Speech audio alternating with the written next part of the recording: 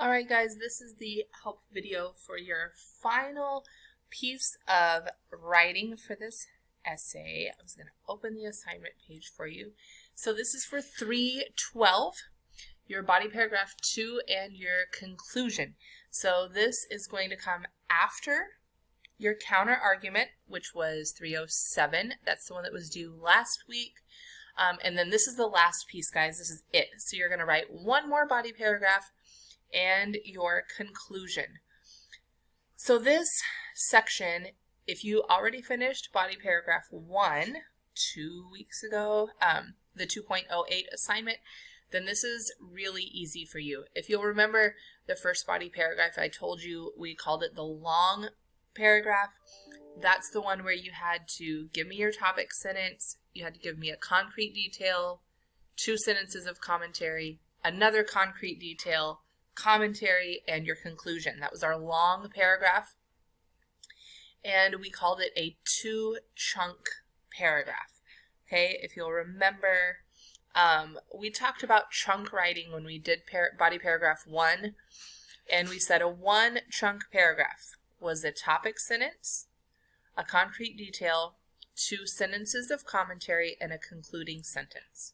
For this last body paragraph, it is only a 1-chunk paragraph. So I've also written on the assignment page that it is a short paragraph. So body paragraph 1 was a 2-chunk paragraph. It was long. This body paragraph 2 is a 1-chunk paragraph. Okay? Your topic sentence for body paragraph 2 comes from reason number 2 in your thesis statement. The difference is, for reason number 2, you're only going to give me 1 concrete detail. So 1 piece of evidence that supports the claim, okay? So evidence, guys, I'm using the word evidence. This can be an example, it can be a quote, it can be a statistic, it can be something that you've observed, it can be a fact that you just know. You can do outside research. If you want to find an outside source, you can do that.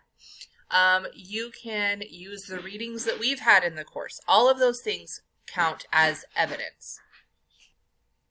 So any of those things count as evidence. If you are using an outside source or even a source from our course, you just need to make sure that you cite it. That means you tell me who the author is and where it came from, okay, just like you did in body paragraph 1. After you give your concrete detail, you're going to give 2 sentences of commentary. So this is your thought, your analysis of that evidence, okay? And then your concluding sentence. The concluding sentence is just wrapping up that paragraph before we move on to the conclusion. So a 1-chunk paragraph would look something like this. In Harry Potter and the Sorcerer's Stone, Harry is a champion to many of the more insecure students at Hogwarts. Okay, this is the topic sentence. So let's highlight it yellow. Okay, for example, when Malfoy takes Neville's Rememberall, Harry takes a broom and gets it back. This would be my concrete detail. This is an example of evidence. Okay. And then the analysis, he cannot stand someone who picks on others. Harry is now a hero to those less fortunate. There's 2 sentences of commentary.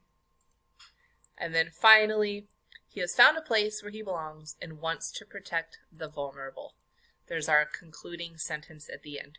So body paragraph 2 is just a 1-chunk paragraph. Okay, so when you look at the assignment page, you'll see you need a topic sentence, you need 1 concrete detail, 1 example of evidence, okay, 2 sentences of commentary, and a concluding sentence. That's all you need for body paragraph 1. And this is coming from reason number 2 in your thesis statement. Remember, in your thesis statement, you told me whether you agreed or disagreed, and then you gave me 2 reasons why. Reason number 1 was used for body paragraph number 1. Reason number 2 is going to be used here for body paragraph 2.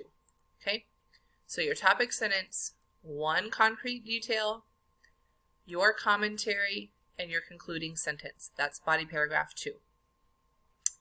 Then your concluding paragraph, guys, is really simple. This is probably the most freedom I'm giving you. All of the other paragraphs have been very formulaic, and I've given you like a certain structure.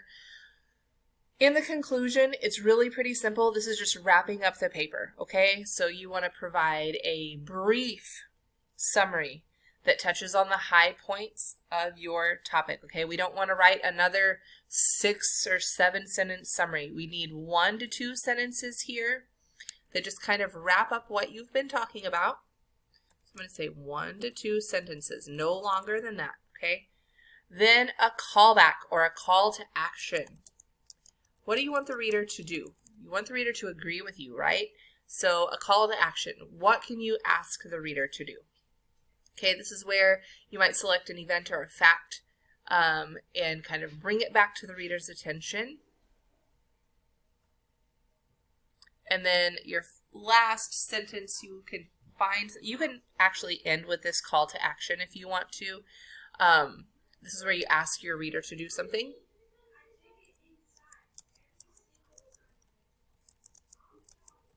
Ask the reader to agree with you. Ask the reader to do something to make a difference.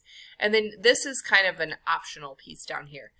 This is something you can do. You can end with a call to action, but you can end with some sort of stylistic piece.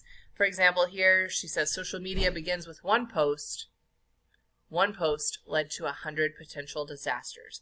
So this is just a way to kind of like boom, put an exclamation point at the end.